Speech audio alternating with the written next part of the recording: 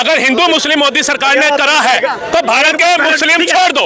Qatar से हमारे 9 सैनिक उस इस्लामिक कंट्री को नहीं छोड़ने चाहिए थे, उनको बोलना चाहिए था मोदी भाई तू तो भारत के अंदर हमारे मुस्लिम भाइयों का इतना निरादर करता है, अत्याचार करता है, हम तेरे 9 सैनिक नहीं छोड़ते। भारत राम की जन्मभूमि, वहां राम का विरोध हो रहा था, अबू दुबई इस्लामिक कंट्री, वहां के शेख को बोलना चाहिए था कि तू हमारे मुस्लिम भाइयों का विरोध करता है, उनके ऊपर अत्याचार करता है, हम तेरा राम मंदिर नहीं बनाते। जो कट्टर इस्लामिक कंट्री है वो मानो ये मोदी का जज्बा, लेकिन भारत में रह रहे लोग उनको मोदी का जज्बा नहीं मानना। 3 राज्यों के नतीजों से कुछ पार्टियां ऐसी शर्मसार हो गई, उस दिन से बेचारी ईवीएम गुनाहगार हो गई। भारत जोड़ो न्याय जोड़ो यात्रा करते हैं राहुल गांधी जी, वो ईवीएम हटाओ यात्रा क्यों नहीं करते?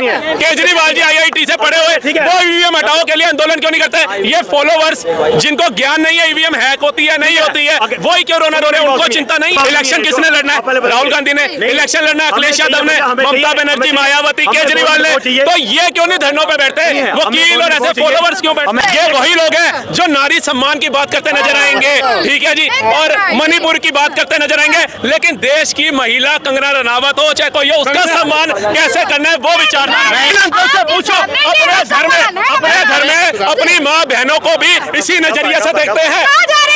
किसानों को जितनी सहूलियत, अगर आप वाकई में किसानों के हितैषी हैं तो, और अगर मोदी विरोधी हैं तो अलग बात है। किसानों के हित के लिए आज 6,000 रुपए सालाना मोदी सरकार ने निर्णय लिया देने का, इससे पहले की सरकारों ने क्यों नहीं लिया? सुनिए, आप MSP जो है वो कई फसलों के ऊपर मोदी सरकार दे रही है, उससे पिछली सरकारों ने क्यों नहीं किसानों का सोचा? गहलोत सरकार ने किसानों के ऊपर लाठीचार्ज कराया, मान सरकार ने अभी हाल ही में किसानों के ऊपर लाठीचार्ज कराया, जबकि वो ये बोल करके आई, सुनिए वो दे रही है, प्रसाद दे रही है उनको। किसान जो है हरियाणा के जो किसान है वो सड़क पे क्यों नहीं बैठे?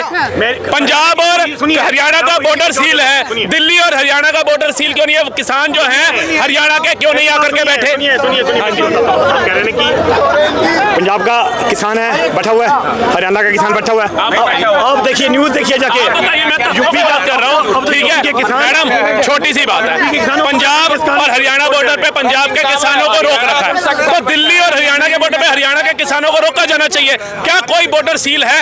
अब बताइए। सुनिए, देखिए मेरी बात सुनिए, यूपी का किसान वो भी अब इनके स्पोर्ट में आ रहे हैं, ठीक है, उत्तराखंड वाले भी इनके स्पोर्ट में आ रहे हैं। की बात करते हैं सरदार जी, हाँ कील लगा रोहतक से हूँ, रोहतक से। हरियाणा की बात कर रहे थे कि इनसे ज्यादा किसी को हरियाणा का पहली बात तो कोई बैठा नहीं किसानों की बात, ठीक है। आपने जो 1 साल से बैठे थे वो क्या किया था? यहाँ से वहाँ तक आप मेरे को रिक्शा निकाल के दिखा दे। मेरी मैडम छोटी सी बात है, 70 साल से ऊपर हमारे को आजाद हुए हो गए, 70 साल से ऊपर आजाद हुए, आज तक हम जो ये ट्रैफिक रूल्स है ना, इसके कानून को नहीं समझ पाए, लेकिन 3 काले कानून क्या थे वो हम 10 दिनों में समझ गए। तो ये जरा सोचने का विषय है, ट्रैफिक रूल्स नहीं समझे हम 70-75 साल। पब्लिक को मुद्दा डाउन नहीं होगा, बात छुपेगी नहीं। कर्नाटक का किसान क्यों नहीं धरने पे? वहाँ भाजपा सरकार नहीं है। तेलंगाना का किसान क्यों नहीं धरने पे? वहाँ पर भाजपा की हरियाणा में तो बीजेपी की गवर्नमेंट है, वहाँ किसान को जाके देखिए जो 1 साल नहीं है वो क्या कहते हैं। दिल्ली इतना नशा छोड़ गया, पिछली बार इतना नशा छोड़ गया, वो क्या बोलते बुक की पता नहीं क्या कहा, इतना नशा क्यों नहीं है? अब की बार क्यों नहीं बैठे? इसलिए नहीं बैठे, अब की बार इतना नशा छोड़ गया, भैया हमारे बाल खराब हो रहे हैं। उधर जाके फ्री में दारू मिलती है, फ्री में वो पता नहीं क्या बोलते, डोटी वोटी क्या मिलता है, समझ में नहीं आ रहा हमारे को। इस गवर्नमेंट ने तो इनको खाली इन लोगों ने इनको खालिस्तान तक बोल दिया कि भैया मोदी जी खालिस्तान बोल दिए। मोदी जी ने, अमित शाह जी ने जो एक दायित्व पद लेकर के बैठे हैं, उन्होंने किसी किसान भाइयों को खालिस्तानी बोला तो बताइए। 700 किसान मरा भी है, उसके लिए क्या किया? उसके लिए क्या दिया? देखिए ये बातें बोलनी नहीं चाहिए। जब मुआवजा देने की बात आई थी ना, सरकार ने डाटा मांगा था 700 किसानों का, ये 10 किसानों का डाटा नहीं दे पाए थे जो धरने पे बैठे हुए शहीद हुए। ये इनसे पूछो। इन्होंने ऐसा कहा था कि धर्म की राजनीति कर रही सिर्फ हिंदू मुस्लिम करा है बीजेपी सरकार ने, है ना सर? नहीं, अगर हिंदू मुस्लिम मोदी सरकार ने करा है तो भारत के मुस्लिम छोड़ दो। कतर से हमारे 9 सैनिक उस इस्लामिक कंट्री को नहीं छोड़ने चाहिए थे, उनको बोलना चाहिए था मोदी भाई तू तो भारत के अंदर हमारे मुस्लिम भाइयों का इतना निरादर करता है, अत्याचार करता है, हम तेरे 9 सैनिक नहीं छोड़ते। भारत राम की जन्मभूमि, वहां राम का विरोध हो रहा था, अबू दुबई इस्लामिक कंट्री, वहां के शेख को बोलना चाहिए था कि तू हमारे मुस्लिम भाइयों का विरोध करता है, उनके ऊपर अत्याचार करता है, हम तेरा राम मंदिर नहीं बनाते। मतलब जो कट्टर इस्लामिक कंट्री है वो मानो ये मोदी का जज्बा, लेकिन भारत में रह रहे लोग उनको मोदी का जज्बा नहीं मानना, उनको लगता है राजनीति, और ये सर राजनीति हिंदू मुस्लिम की किसने करी मैं आपको बताता हूँ। 1947 एक मिनट भाई साहब, एक सेकंड, हाँ, एक भी भाषण मोदी का ऐसा बता दे जिसमें उसने मुसलमान और हिंदू का नाम लिया, एक भी भाषण दिखा दे। मेरी बात सुन, ठीक है, नहीं भाई साहब, मेरी बात बोल रहे हो, बोलने दो ना। कश्मीर में जाके पूछो आप, मुसलमान कश्मीर में सबसे ज्यादा, भाई पूछो वहाँ पे क्या उनकी हुई है या नहीं हुई है, पूछो आप जाके। इतना ही सुनिए, मेरी बात सुनिए, ठीक है। अभी आपने आज आप कहते हैं कि मुसलमान, क्या आप कौन कह रहा था कि मुसलमान वहाँ पे कह रहा है कि मोदी जिंदाबाद, या कश्मीर के लोग कह रहे हैं मोदी जिंदाबाद?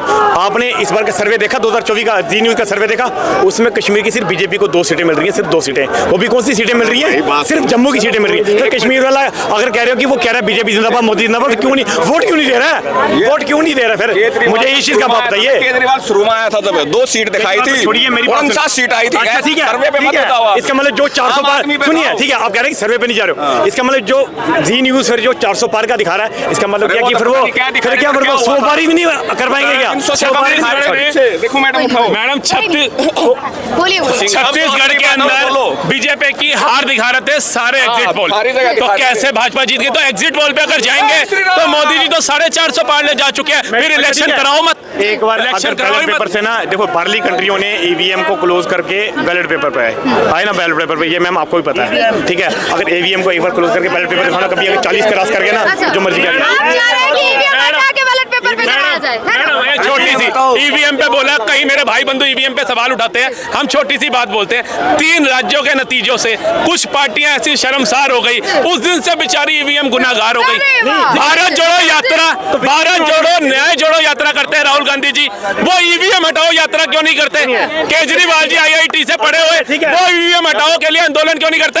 ये फॉलोवर्स जिनको ज्ञान नहीं है ईवीएम हैक होती है नहीं होती है, वही क्यों रोना रो रहे हैं, उनको चिंता नहीं है। इसके लिए फिर वकील क्यों, सुप्रीम कोर्ट के वकील क्यों इसी के धरने पे आ गए? फिर सुप्रीम कोर्ट के वकील जो होंगे, वकील मैडम बताइए, वकील कब से धरनों पे बैठने लग गए, वो भी ईवीएम को लेकर के? राहुल गांधी को बैठना चाहिए जिनका मुद्दा नहीं, फिर वकील क्यों आ गए बताइए ना? राहुल गांधी, सुनिए मैडम, इलेक्शन किसने लड़ना है? राहुल गांधी ने इलेक्शन लड़ना है, अखिलेश यादव ने, ममता बनर्जी, मायावती, केजरीवाल ने, तो ये क्यों नहीं धरनों पे बैठते? वकील और ऐसे फॉलोवर्स क्यों बैठते? हमें गवर्नमेंट वोट चाहिए जो ना कि धर्म की राजनीति करे, सिर्फ हर बंदे के लिए, क्या हिंदू, क्या मुस्लिम, क्या सुधार, क्या ईसाई, क्या क्रिश्चियन, क्या जैन, सबके लिए सोचे, ना कि खाली एक होंगे। तो वो पग पहनते हुए शर्माते हैं, ठीक है मोदी जी, ना वो करतारपुर साहिब का कॉरिडोर खुलवाते हुए सोच रहे हैं, सुन लीजिए, ठीक है, ना वो हेमकुंड साहिब जी के रूप में बनवाने का ऐलान करते हैं, ना वो 4 साहिबजादों को बाल दिवस में बनाने का ऐलान करते हुए शर्माते हैं, और ना ही वो सिखों के गुरुओं को, ग्रंथियों को अपने प्रधानमंत्री आवास में बुलाते हैं, जिसके अंदर वो कृपाण डाल करके जाते हैं। इंदिरा गांधी जी के तरह मेरी बात नहीं जाना जाता। आप ये कह रहे हैं, ठीक है, बात ही ठीक है, उसकी करतारपुर की बात कर रहे हैं। करतारपुर की आप मुझे बताइए शुरुआत किसने की थी? जो बात की शुरुआत किसने की थी? इमरान खान से बात की शुरुआत की थी क्या? मोदी जी कहते हैं इमरान खान से बात करने की शुरुआत तो सिद्धू ने की थी ना, जो लेकिन ठीक है, सुनिए पहले मेरी बात सुनिए, अगर आप यहाँ के सुनिए तो उनको वोट देके जितवाया क्यों नहीं? अगर आप देश के प्रधानमंत्री होते, मैं कोई काम करता, नाम किसका चलता? आपका चलता, क्यों? रिबन आपने काट रहे हैं। अगर मैं कोई काम करूंगा, मैं किसी से बात करूंगा, रिबन कौन काटेगा? बात बड़ी कर रहा हूँ, सिद्धू जी को, नवजोत सिंह सिद्धू को इलेक्शन जितवाया क्यों नहीं? उसने इतना बड़ा काम किया इमरान खान से बात करके, करतारपुर के कॉरिडोर अगर खुलवाए तो उसका श्रेय ले रहे थे, ठीक है, रिबन पंजाब को तो सच पता था, पंजाब को तो सच पता था, क्यों नहीं किया? क्योंकि उनको पता है किसने खुलवाए थे। मैडम, करनी और कथनी में फर्क होता है। अगर मोदी ने नहीं किए तो सिख भाइयों ने उनका विरोध क्यों नहीं किया उस समय? बताइए क्यों नहीं किया? देखो, जो ये सब नहीं कर पाए ना, वो कंगना तो कर देगी पक्का, जो हमारी बम्बई की। हाँ, क्योंकि हम जो शराब पीते हैं ना, वो एक खुद शराब है, उसको देखेंगे शराब छूट जाएगी। हाँ, कहते हैं ना नशा शराब। नहीं, ये मुद्दा है ना, ये वही लोग हैं, ये वही लोग हैं जो नारी सम्मान की बात करते नजर आएंगे, ठीक है जी, और मणिपुर की बात करते नजर आएंगे, लेकिन देश की महिला कंगना रनावत हो चाहे कोई हो, उसका सम्मान कैसे करना है वो विचारना। नहीं, इन अंकों से पूछो, अपने घर में अपनी माँ बहनों को भी इसी नजरिए से देखते हैं, इसी नजरिए से देखते हैं। मतलब देश की एक कलाकार एक सर, वो भी हमारे देश का हिस्सा है, वो भी नागरिक है जैसे हम नागरिक हैं, उनको सम्मान देना भी हमारा ही कर्तव्य है। कोई बाहर देश से नहीं आएगा सम्मान देने। कंगना रनौत जी हमारे इसमें भाई वो कितने साल हो गए, ज़्यादा देर नहीं हुए उनको इसमें आए हुए, वो उनको ज़्यादा सिक्योरिटी मिल गई, सब कुछ मिल गया, ठीक है। एक बेचारा जो कितनी देर पुराना जो बंदा लगा हो उसको आज तक उन्होंने सिक्योरिटी हटा दी, ठीक है। ये क्या, ये कौन सी राजनीति है मैडम? देखिए ना, कन्हैया कुमार टुकड़े टुकड़े गैंग का लीडर आज कांग्रेस में शामिल होकर के चल रहा है, साथ चल रहा है, कदम से कदम मिला करके। तो ऐसे लोगों को साथ लेकर के चलने से देश का सौभाग्य बढ़ता है, देश का मान सम्मान बढ़ता है। लेकिन वो ही जब मोदी जी देश हित में कोई फैसला करे, योजनाएं लाए, तो उसका विरोध करो, आंदोलन करो। वीर जी गल दसा तुहानू नहीं, तुसी पीती हुई है, तुसी हां तो तुसी गल ना करो, तो तुसी मेरे नाल गल ना करो। वीर जी तुसी मेरे नाल गल ना करो। लास्ट एक शब्द में आंसर देना, सभी से ये प्रश्न करूंगी जी सर, 2024 में मोदी जी जी सर किसे देखना चाहेंगे? मोदी के अलावा किसी को भी लाओ। मोदी जी के अलावा किसी को भी देंगे। मोदी जी जी सर किसे देखना चाहेंगे? मोदी जी 400 पार होगी 2024 मोदी जी जी सर मोदी जी 24 में क्या अगले 100 साल तक मोदी जी चाहिए हमें। बीजेपी 100 साल तक कह रहे हैं बीजेपी का राज 75 साल हो गए, देश आजाद हुए। मेरी बात सुनिए, मार दगला हवा भाई, वीर जी जी 2024 में किसे देखेंगे? मैं तो मोदी को देखूंगा। ये भगत सिंह जी के बारे में कुछ सुनना चाह रहे हैं तो मैं अपनी बात से स्पष्ट करता हूं। लाखों ने गोलियां और करोड़ों ने लाठियां खाई है। भगत सिंह राजगुरु चंद्रशेखर ने अपनी जान गंवाई है, पर कुछ दोगले आकर के कहते हैं आजादी हमने दिलाई है। ठीक है जी, भगत सिंह राजगुरु चंद्रशेखर जिंदाबाद। और बोलो, मैं क्या बोला? आज तुम्हारे जैसे कोई कुछ दोगले ने खालिस्तानी बोलता है, कौन बोलता है? तुम्हारी आवाज नहीं देता। एक मिनट भैया,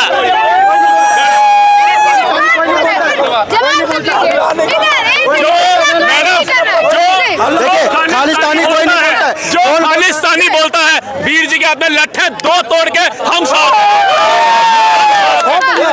हम साथ हैं। की स्थिति